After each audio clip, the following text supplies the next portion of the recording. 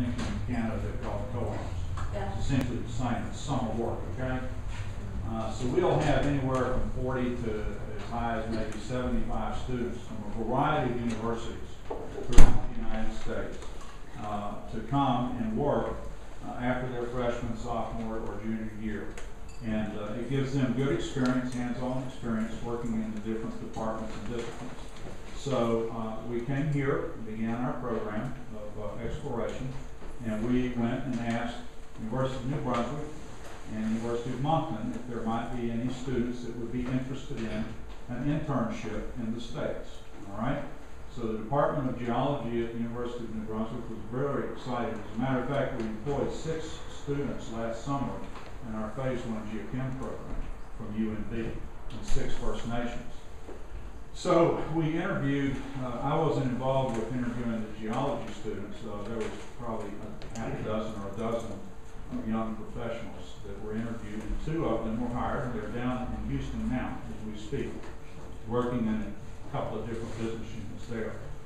Also asked the engineering department at UNB in Moncton if they would be interested, and they were very interested. So I interviewed at UNB and Moncton 13 students, and we hired 2. One young lady is in Houston working on the water team. She's a civil engineer.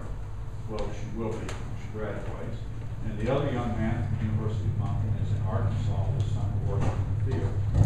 So those 4 interns are not, the purpose is not to train them to necessarily come back and work here. I mean, it could happen. And certainly your observation is correct. You wouldn't take a young graduate and put them in charge of something like that. But could they, if there's a discovery, could they return? Yes.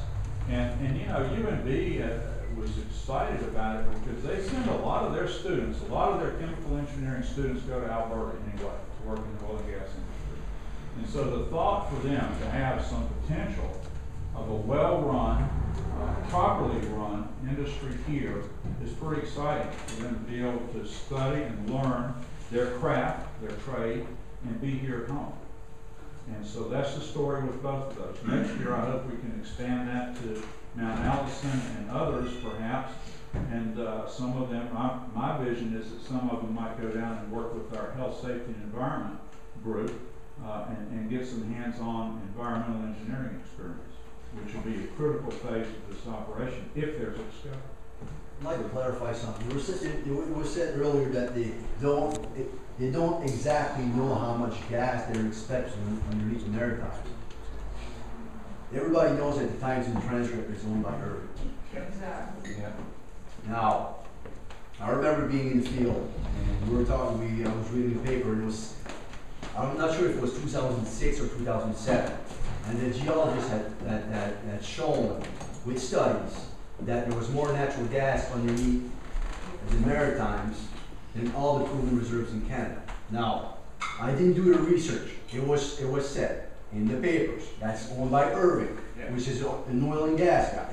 It came out a couple months ago in the newspaper again that underneath Elgin there was more natural gas than all the proven reserves in Canada. Now, that's not my research. Again, that's a paper owned by Irving. I don't know if Irving would allow misinformation being put in his paper, being put in the media to people.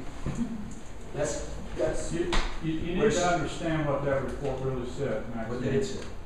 What it said, the corridor said that the richness on a per unit volume of what they had discovered in the discovery well.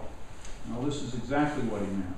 The richness of that volume, per unit volume, was higher than anything that he had seen in Canada. He did not mean to imply that there was more natural gas underneath our feet here around Elgin or Moncton or whatever than the entire nation. That simply is not true. Now, if that rich resource per unit volume is expansive, now that's a whole other thing, but he would have no way of knowing or estimating that at that time. That's not what he's saying. He's saying it's not the wording in the paper, and the paper is manipulating the wording to insinuate something else. The paper may have gotten it wrong, but I have talked to the man that actually made the statements. Norm Miller used to be the CEO with Corridor, because I found that to be a shocking statement in the paper. So why wasn't What it it corrected? is, huh? Why wasn't it corrected then? I don't run his business, okay?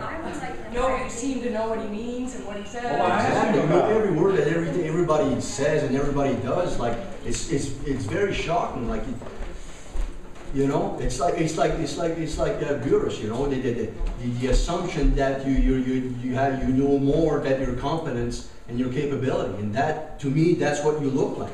Every word you say is you know better than everybody else. It doesn't make sense. No, The I'm paper, trying- you know all the I'm words trying that to are said, what that guy meant in the paper, what this person means, what that person It's means. my business to know what he meant. It's not my Me business. too, me too. It's not my Personal business. interest. And everybody else's. It's He not just my said he was business. surprised by the statements and he went to the man himself and clarified it, so. Yeah, period. I mean, that's it.